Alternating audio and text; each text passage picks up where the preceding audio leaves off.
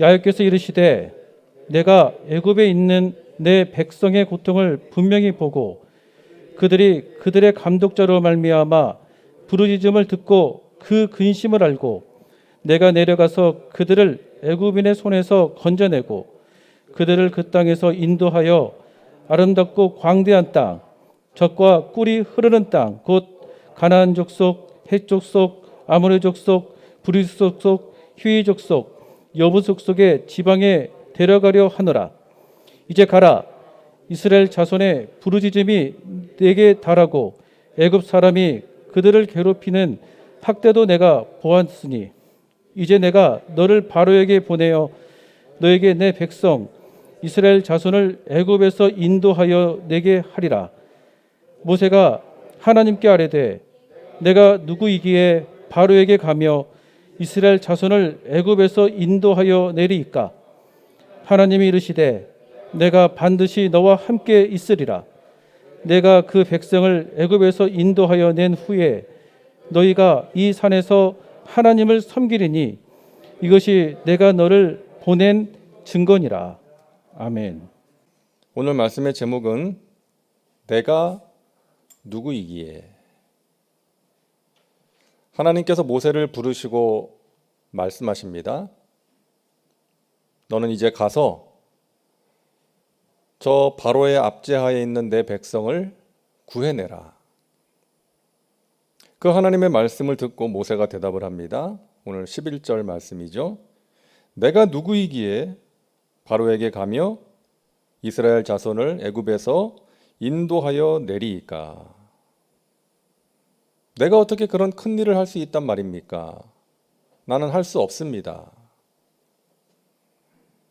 40년 전에 모세는 자신의 동족들을 위해서 무언가를 해보려고 하다가 애굽 사람을 죽이고 미디안의 광야로 도망을 갔습니다. 그리고 미디안 제사장의 딸과 결혼을 해서 처가살이를 하면서 양을 칩니다. 그 세월을 모세가 보내면서 확실하게 깨달은 것 한 가지가 있었겠죠. 나는 아무것도 아니구나. 나는 정말로 연약한 존재이구나. 왕궁에서는 알지 못했는데 광야에서 깨달은 것입니다.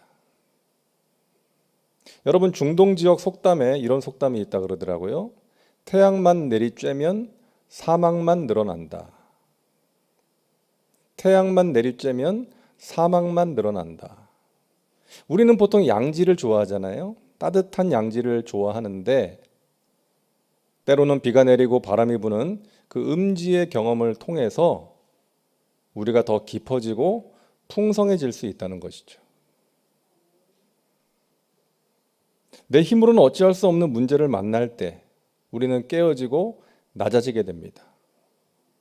전부여 의지 없어서 손 들고 옵니다. 우리 주님께 손을 들게 되는 거예요. 근데 여러분, 이것이 은혜입니다. 그죠? 이것이 은혜예요. 주님을 찾게 만드는 고난, 주님을 의지하게 만드는 고난은 우리에게 축복인 줄로 믿습니다. 이 밤에 기도하는 여러분들은 복 있는 사람들이에요. 물론 어려움 중에서 안타까운 마음으로, 간절한 마음으로 기도하시는 분들이 많이 계실 텐데 여러분들이 복 있는 사람들인 이유는 어려움 중에서 기도를 선택하셨기 때문입니다. 어려움 가운데서 기도하지 않는 사람들 많이 있어요.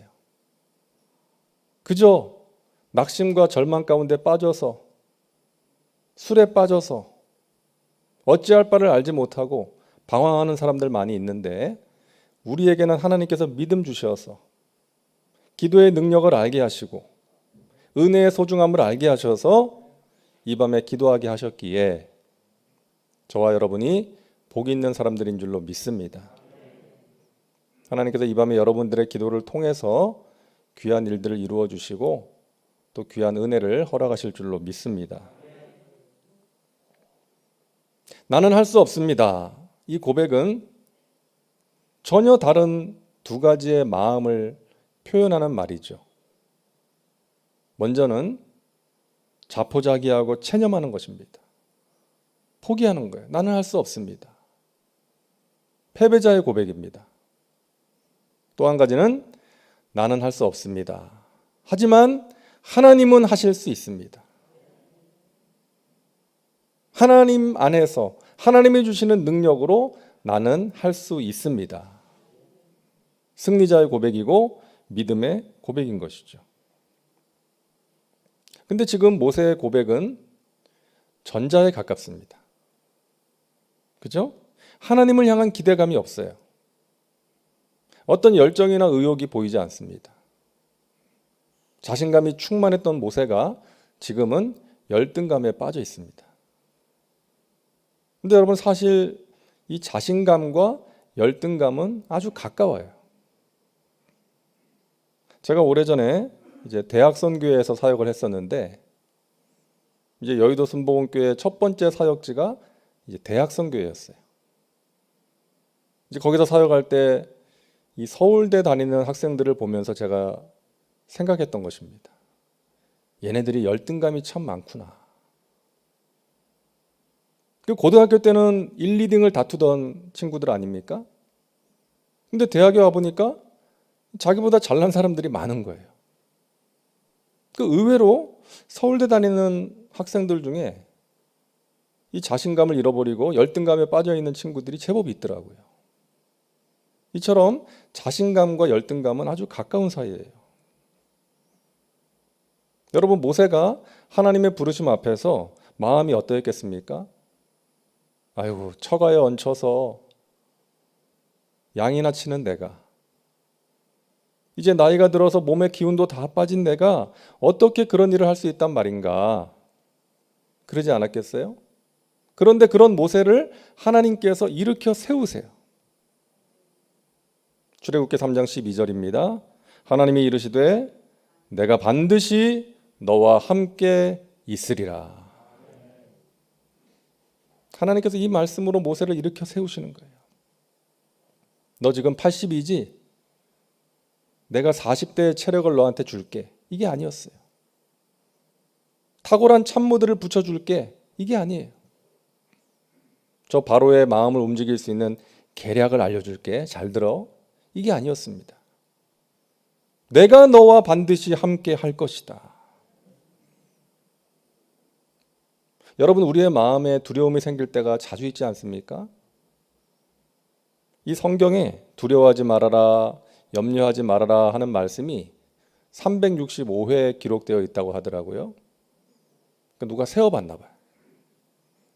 저는 확인을 못 해봤어요. 세어볼 수가 없어서. 근데 그냥 그 말을 믿기로 했습니다. 이 말은 우리가 날마다 경험하게 되는 감정이라는 것 아니겠어요? 날마다 우리의 마음에 두려움과 불안과 염려가 찾아온다는 거예요.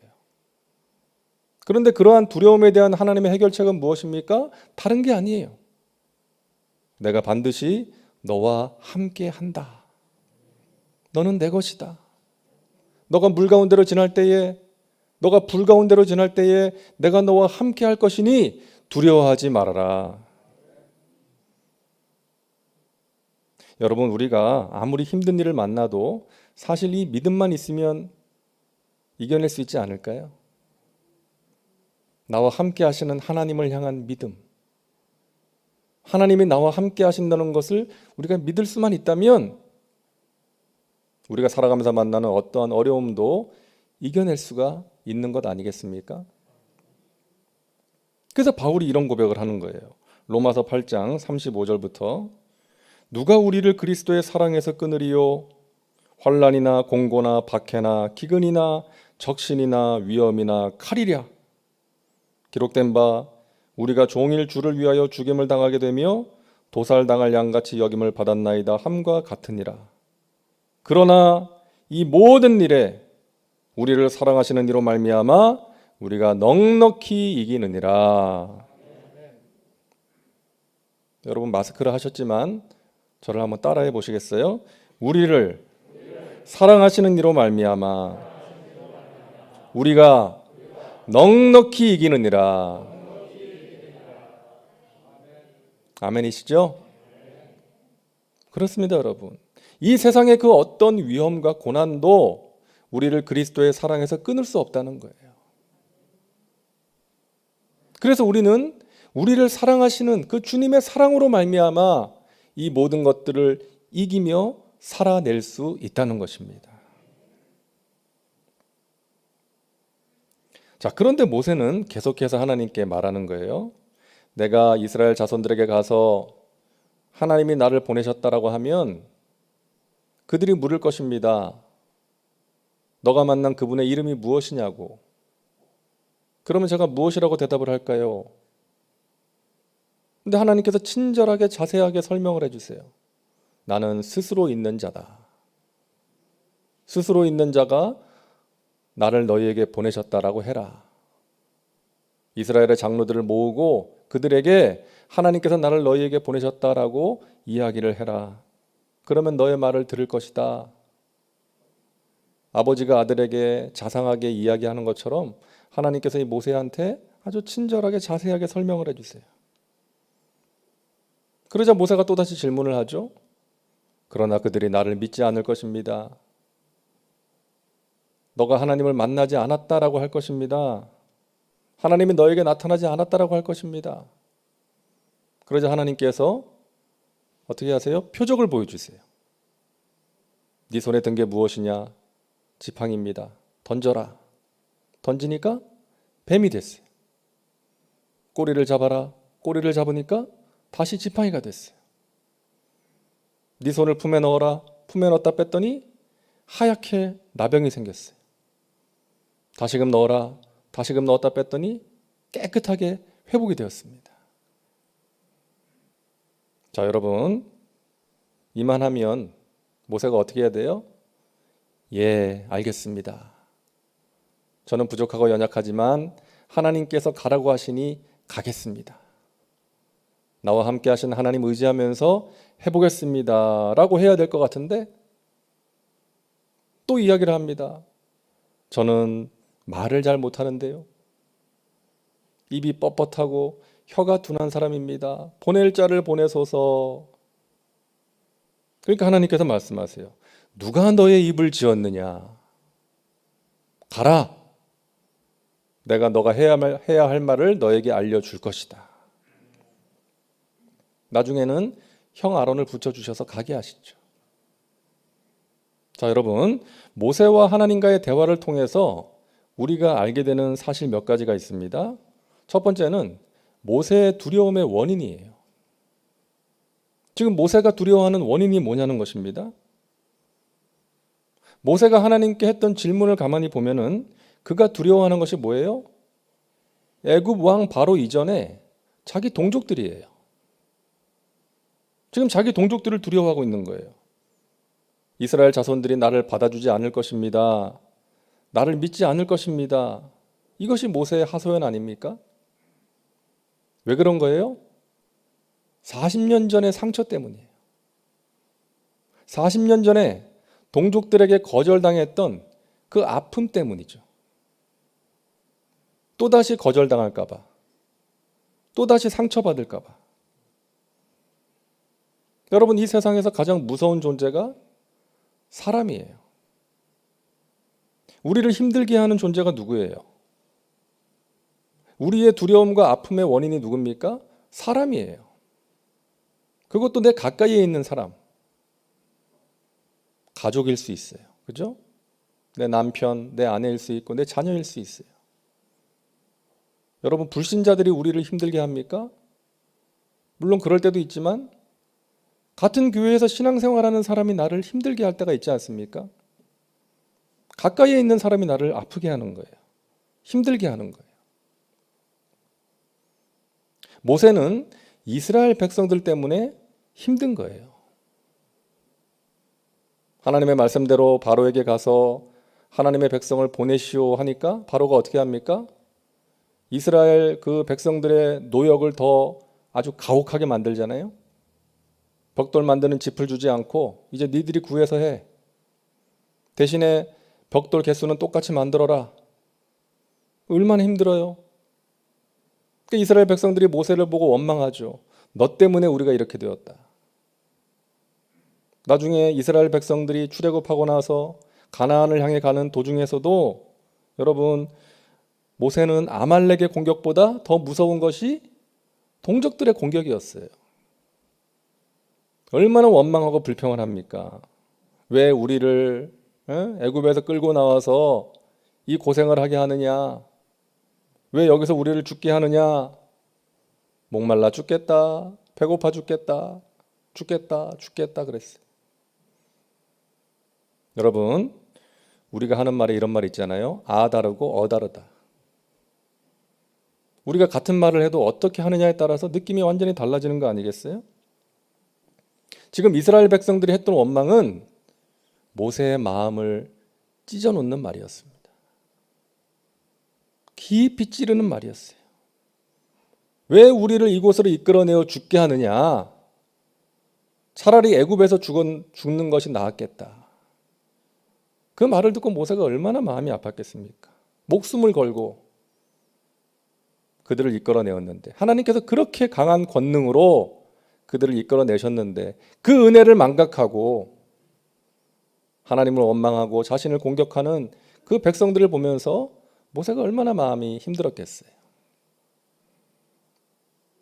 여러분, 하나님께서는 우리의 말을 중요하게 보십니다. 우리의 말이 우리의 마음이기 때문에 그렇죠. 그리고 우리가 하는 말에 능력이 있기 때문이에요. 그래서 성경을 보면은 우리가 하는 말에 대한 말씀이 참 많지 않습니까? 인간관계에 있어서 많은 문제가 말 때문에 생기잖아요. 틀린 말이 아니에요. 맞는 말인데 그 말을 무례하게 하는 거예요. 맞는 말인데 상대방에 대한 배려 없이 하는 거예요. 함부로 하는 거예요. 여러분 기억하세요. 옳은 말이 좋은 말이 아닙니다. 옳은 말을 좋게 해야 좋은 말이에요. 옳은 말을 상대방에 대한 배려를 가지고 예의를 가지고 할 때, 또 하나님의 은혜를 전하는 통로로 할 때에 그 말이 좋은 말인 거예요. 사랑하는 여러분, 좋은 말 하면서 살아가시기를 바랍니다. 우리의 말에 능력이 있어요. 우리의 말로서 사람을 살릴 수도 있고 죽일 수도 있습니다. 우리가 하는 말을 통해서 내 곁에 있는 사람이 힘을 얻을 수 있고 살아갈 소망을 발견할 수 있어요. 좋은 말 많이 하면서 살아가시기를 바랍니다. 여러분 가족들에게, 주위 교우들에게, 이웃들에게 우리는 믿음의 말, 하나님의 은혜를 전하는 그런 덕을 세우는 말을 하면서 살아가야 되겠습니다. 자, 모세가 그 동족들이 주는 아픔을 어떻게 이겨낼 수 있었습니까? 어떻게 이겨낼 수 있었는가? 첫째로 따라하세요. 엎드려야 합니다. 엎드려야 합니다. 여러분, 모세는 백성들에게 곧바로 반응하지 않고 엎드립니다. 하나님께 기도했어요. 엎드리면 하나님께서 친히 해결해 주시든지 해결책을 알려주셨어요. 여러분, 이것이 온유함입니다. 모세가 온유한 사람이 되었다는 것은 여기서 알 수 있어요. 전에는 자기 감정대로 반응했어요. 애굽 사람한테 주먹이 나갔어요. 뭐 주먹이 나갔는지 발이 나갔는지 확인은 못하겠지만 그냥 죽였어요. 하지만 이제는 감정대로 반응하지 않고 하나님 앞에 엎드리는 거예요. 문제를 내 손으로 해결하지 않고 하나님께 맡기는 것입니다. 하나님의 방법대로 문제를 해결하고자 하는 마음, 그것이 온유함이에요. 그런데 모세도 한번 실수를 했죠. 민수기 20장에 보면 가데스 바네아에서 이스라엘 백성들이 목이 마르다고 원망하니까 하나님께서 바위를 명하여 물을 내라 하셨는데 그냥 바위를 지팡이로 2번 세게 내려쳤습니다. 그게 감정이 담긴 거예요. 짜증과 혈기를 이기지 못하고 백성들을 질타하는 마음으로 2번 세게 내리쳤어요. 자기 감정을 다스리지 못해서 하나님 말씀에 불순종한 것입니다. 그리고 자신이 반석에서 물을 내는 것처럼 말하고 행동했어요. 내가 너희를 위하여 반석에서 물을 내랴 그랬어요. 자기가 하는 게 아닌데 자기를 드러냈어요. 여러분, 나를 화나게 하고 아프게 하는 누군가에게 내 감정대로 반응을 하다 보면 이렇게 실수할 수 있습니다. 문제가 더 커지거나 관계가 더 악화될 수 있는 거예요. 여러분, 일단은 엎드려야 됩니다. 일단은 엎드려야 돼요. 물러나서 기도해야 돼요. 이게 정말 쉽지 않죠. 우리가 다 알죠. 하지만 그렇게 해야 돼요. 그래야 하나님의 방법대로 문제를 해결할 수가 있는 것입니다. 여러분, 절대로 여러분 감정대로 반응하지 마시고 여러분의 생각대로 반응하지 마시고 하나님 앞에 일단 엎드리시기를 바랍니다. 시간이 필요합니다. 그리고 여러분, 용서가 되지 않는다고 너무 괴로워하지 마세요. 나를 아프게 한 사람, 나를 힘들게 한 사람이 용서가 안 된다고 너무 괴로워하지 마세요. 시간이 필요해요. 기도가 필요합니다. 이 밤에 우리가 기도할 때 우리의 마음에 있는 미움과 분노와 두려움이 해결되는 은혜가 있기를 간절히 바랍니다. 그리고 따라하세요. 하나님의 마음이 필요합니다. 네. 여러분, 모세가 온유한 사람이 될 수 있었던 것은 그의 마음에 하나님의 마음이 부어졌기 때문이에요. 이스라엘 백성들을 사랑하시는 그 하나님의 마음, 사랑하시기에 구원하신 하나님, 사랑하시기에 오래 참으시는 하나님, 사랑하시기에 징계하시는 하나님, 그 하나님의 마음이 모세 가운데 부어졌어요.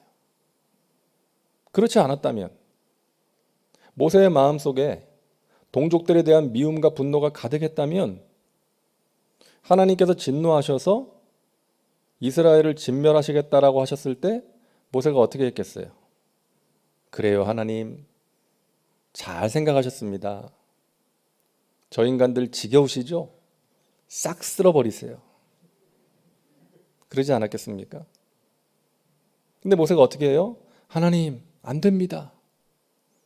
하나님의 사랑으로 구원하신 백성들을 여기서 멸하시면 어떡합니까?